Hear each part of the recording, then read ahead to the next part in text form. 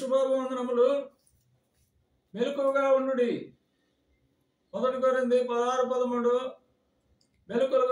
మెలకువగా ఉండుడి, విశ్వాసమందు నిలకడగా ఉండుడి, పౌరుషము గలవారై ఉండుడి, బలవంతులై ఉండుడి. మెలకువ లేక నిద్రపోయినచో అపవాది అనేక నష్టములను కలుగజేస్తాడు. అందువల్లనే మన ఆత్మీయ జీవితంలో ఎల్లప్పుడూ మెలకువ కలిగిన వారముగా ఉండాలి. బైబిల్లో కొంతమంది వ్యక్తులు నిద్రపోవడం ద్వారా వారికి కలిగిన నష్ట పరిస్థితులు. 1, నోవాహు తన వస్త్రమును పోగొట్టుకున్నాడు. ఆదికాండం 9:20. నోవాహు వ్యవసాయం చేయనారంభించి ద్రాక్ష తోట వేసెను.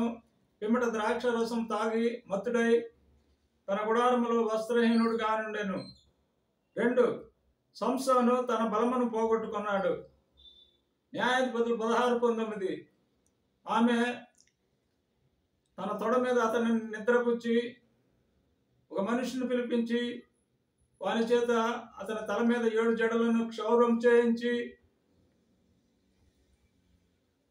వానిని బాధ పెట్ట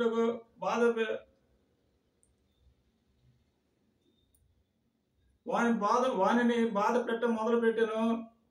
అప్పుడు అతనిలో నుండి బలము తొలగిపోయాను. ఆమె, సంసోను, ఫిలిష్తీయులు నీ మీద పడుచున్నారని చెప్పగా సంసోను నిద్ర నుంచి లేచి, ఎప్పటి వలె నేను బయలుదేరి విడజమ్ము కొందుననుకొనెను. అయితే యెహోవా తనను ఎడబాసినని అతనికి తెలియలేదు. 3, యోనా తనకును ఓడలో ఉన్న వారందరికీ గొప్ప ప్రమాదము కలుగుటకు కారకుడాయను.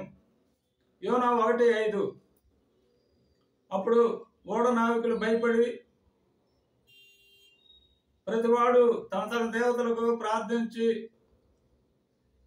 ఓడ సులకన చేయుటకు అందులోని సరుకులు తీసి సముద్రంలో పడవేసును. అప్పటికే యోనా ఓడ దిగువ భాగంలోకి పోయి పండుకొని గాఢ నిద్రపోయాను. అప్పుడు ఓడ నావికుడు అతని ఎద్దుకు వచ్చి, ఓయి నిద్రపోతా, నీకేమి వచ్చినది?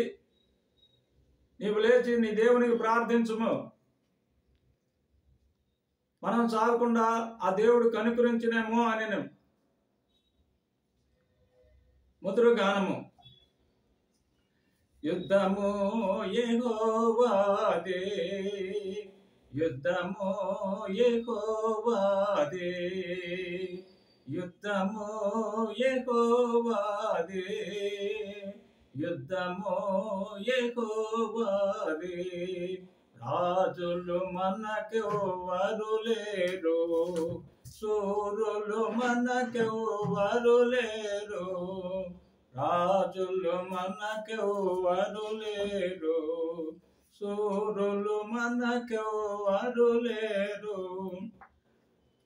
విశ్వాసమునకు కర్తయైన యేసయ్యా మనండ, యుద్ధము యెహోవాదే, యుద్ధము యెహోవాదే. బాధలు మనలను కృంగదీసిన, వ్యాధులు మనలను పడగొట్టిన, బాధలు మనలను కృంగదీసిన, వ్యాధులు మనలను పడగొట్టిన, అద్భుత దేవుడు మనకుండా, భయమేలా మనకింక, యుద్ధము యెహోవాదే, యుద్ధము యెహోవాదే.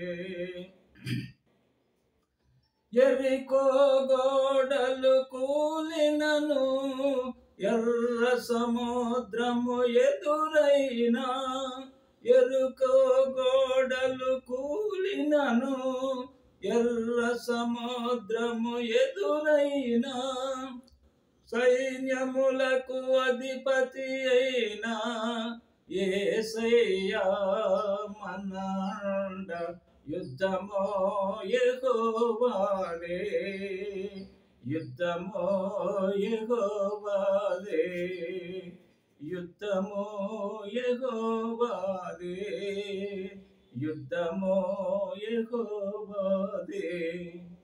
ప్రార్థన. మమ్మల్ని మిక్కిలిగా ప్రేమించిన మా పరలోకపు తండ్రి, జీవాధిపతి, జీవము కలిగిన తండ్రి, మీ పరిశుద్ధ బంగారు పాదములకు కృతజ్ఞత వందనములు, స్తుతులు, స్తోత్రములు తండ్రి. ఆయన మీ ఘనమైన మాటలు వినిన మీ బిడ్డలందరినీ, వారి కుటుంబములను, వారి సంఘములను నిండాలుగా దీవించి ఆశీర్వదించండి ప్రభువా.